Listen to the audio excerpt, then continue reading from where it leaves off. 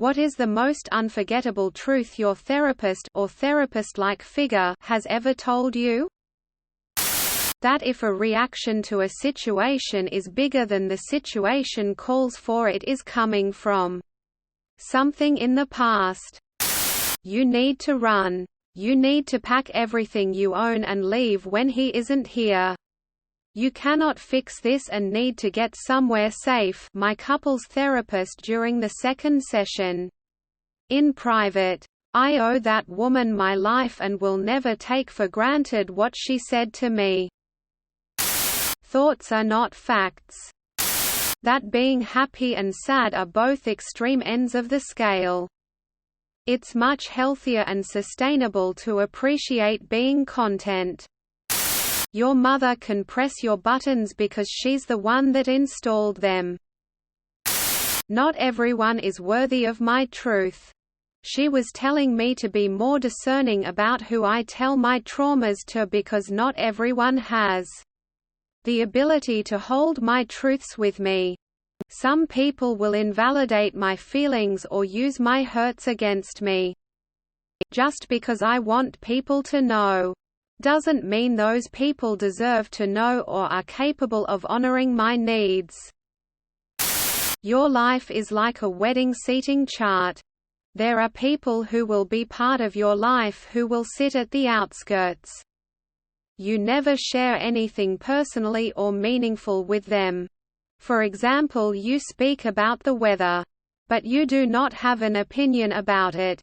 Then as people are seated closer you can share more but always have the option to move them closer or farther away. Finally, there is a piece of yourself, who will always sit alone. Nobody needs to know everything and it's okay to keep pieces to yourself. I have a hard time establishing boundaries and this is something my therapist taught me to help with the issue. Sometimes the rearranging takes time and is more difficult, but it has been crucial for my mental health. Even though I backslide sometimes. Kids who grow up seeing your full range of emotions will grow up healthier than kids who only see positives or negatives from their parents. Sounds simple, right? It's not always easy to see until an outside person gives you perspective on it. I feel guilty when I snap at my 5-year-old, but I always apologize to him and talk about how I can do better next time. He's extremely good at recognizing his own emotions as a result. I grew up in chaos and instability. I have a hard time regulating my emotions. It's a work in progress. But also I have friends who only saw their parents happy, never sad or fighting. And they also have trouble expressing emotions, good and or bad.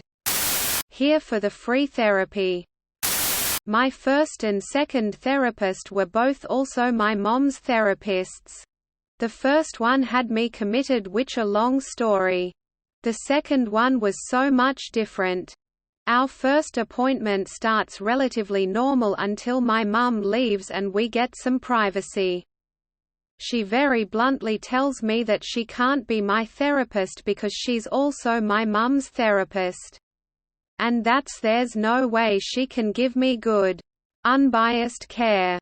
That's when I realized, like with everything, there's people that are good and bad at their job, and mental health is no different. It can take a while to find a good therapist. Don't be afraid to switch if something doesn't feel right.